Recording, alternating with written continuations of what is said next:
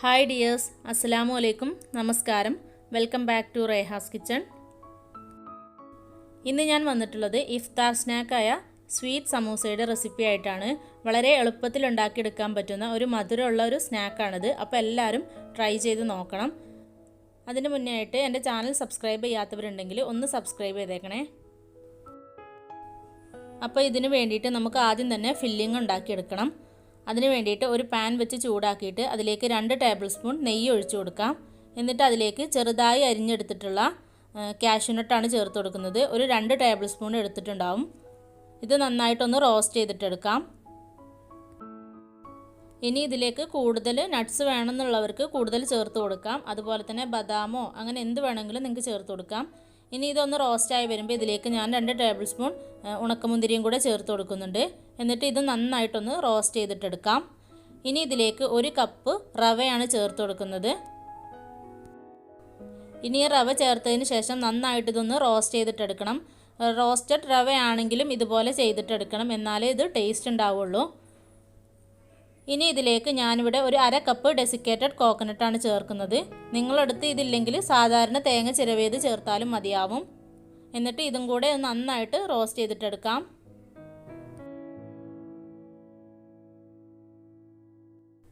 ഇപ്പോൾ ഈ റവയും അതുപോലെ തന്നെ ഈ തേങ്ങയും നന്നായിട്ട് റോസ്റ്റായി വന്നിട്ടുണ്ട്.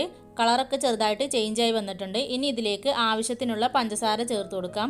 ഞാനിവിടെ ഒരു 1/2 കപ്പ് പഞ്ചസാരയാണ് ചേർത്ത് കൊടുത്തത്. ഇതൊരു മീഡിയം മധുരമേ ഉള്ളൂ. കൂടുതൽ മധുരം വേണമെന്നുണ്ടെങ്കിൽ കുറച്ചും കൂടെ ചേർത്ത് കൊടുക്കാം. എന്നിട്ട് ഇതിലേക്ക് 1 ടീസ്പൂൺ ഏലക്ക പൊടിച്ചതും കൂടെ ചേർത്ത് കൊടുക്കാം. എന്നിട്ട് നന്നായിട്ടൊന്ന് മിക്സ് ചെയ്തിട്ടെടുക്കാം. ഇനി ഇതിലേക്ക് നിങ്ങൾക്ക് ഒരു പിഞ്ച് ഉപ്പും കൂടെ ചേർത്ത് കൊടുക്കാം.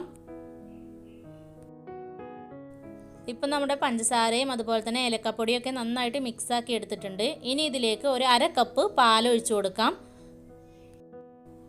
നമ്മുടെ റവയുടെയും അതുപോലെ തന്നെ തേങ്ങയുടെയും മിക്സ് നന്നായിട്ടൊന്ന് കമ്പൈൻ ചെയ്ത് വരാൻ വേണ്ടിയിട്ടാണ് ഇങ്ങനെ പാലൊഴിച്ച് കൊടുക്കുന്നത്. എന്നിട്ട് ഇത് നന്നായിട്ടൊന്നും കൂടെ മിക്സ് ചെയ്തിട്ട് ഡ്രൈ ആക്കി എടുക്കണം. ഒരു 2-3 മിനിറ്റ് ഇതുപോലെ കൈ വിടാതെ ഇളക്കി കൊടുത്താൽ ഇത് പെട്ടെന്ന് തന്നെ ഡ്രൈ ആയി കിട്ടും. അങ്ങനെ നമ്മുടെ ഫില്ലിങ് ഇവിടെ റെഡി ആയിട്ടുണ്ട്. ഇനി ഇത് നമുക്ക് തണുക്കാനായിട്ട് മാറ്റി വെക്കാം. ഇനി ഒരു ബൗളിലേക്ക് ഒരു 2 ടേബിൾ സ്പൂൺ മൈദ എടുക്കാം. അതിലേക്ക് ഒരു കുറച്ച് വെള്ളവും കൂടെ ഒഴിച്ചിട്ട് ഇതൊന്ന് തിക്ക് പേസ്റ്റ് ആക്കിയിട്ടെടുക്കാം. ഇത് നമ്മുടെ സമൂസയുടെ സൈഡൊക്കെ ഒന്ന് ഒട്ടിച്ചെടുക്കാൻ വേണ്ടിയിട്ടാണ് ഇങ്ങനെ തിക്ക് പേസ്റ്റ് ഉണ്ടാക്കിയെടുത്തത്. ഇനി ഇത് നമുക്ക് മാറ്റി വെക്കാം. അടുത്തതായിട്ട് ഞാനിവിടെ കുറച്ച് സമൂസ ഷീറ്റ് എടുത്ത് വെച്ചിട്ടുണ്ട്. ഇനി ഇത് നമുക്കൊന്ന് ഫില്ല് ചെയ്തിട്ടെടുക്കാം. നമ്മുടെ ഫില്ലിങ് നന്നായിട്ട് തണുത്തതിന് ശേഷം മാത്രമേ നമുക്ക് സമൂസ ഷീറ്റിൽ വെച്ചിട്ട് ഇതൊന്ന് ഫില്ല് ചെയ്തെടുക്കാൻ പറ്റുള്ളൂ.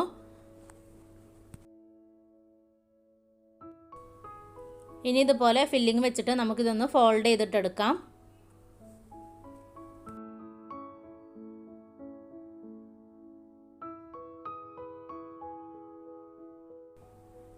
ഇനി ഇതുപോലെ ബാക്കിയുള്ളതും കൂടെ നമുക്ക് ഫില്ല് ചെയ്തിട്ടെടുക്കാം.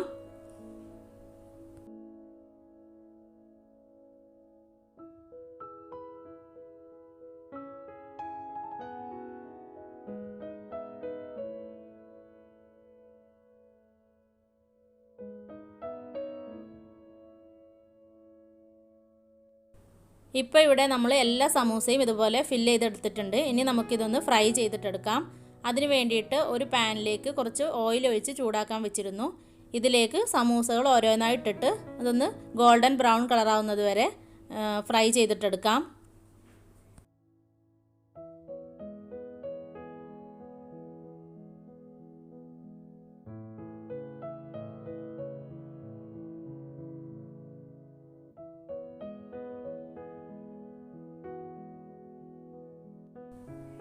ഒരു സൈഡ് ഇതുപോലെ റെഡിയായി വരുമ്പോൾ നമുക്ക് മറിച്ചിട്ടിട്ട് മറ്റേ സൈഡും കൂടെ ഇതൊന്ന് ബ്രൗൺ കളർ ആക്കിയിട്ടെടുക്കാം. അതുപോലെ തന്നെ ഇതൊരു മീഡിയം ഫ്ലെയിമിലിട്ടിട്ട് വേണം ഫ്രൈ ചെയ്തെടുക്കാൻ.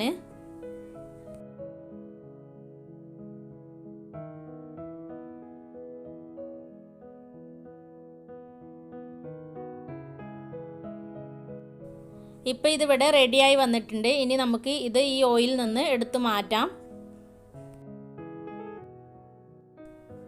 ഇത്രയേ ഉള്ളൂ ഈ സമൂസ ഉണ്ടാക്കിയെടുക്കാനായിട്ട്. കഴിക്കാനാണെങ്കിൽ നല്ല ടേസ്റ്റുമാണ്. അപ്പോൾ എല്ലാവരും ഒന്ന് ട്രൈ ചെയ്ത് നോക്കണം.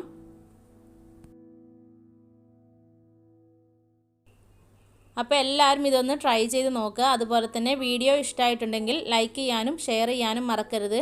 അതുപോലെ തന്നെ ചാനൽ ഒന്ന് സബ്സ്ക്രൈബ് ചെയ്യുകയും വേണം. താങ്ക്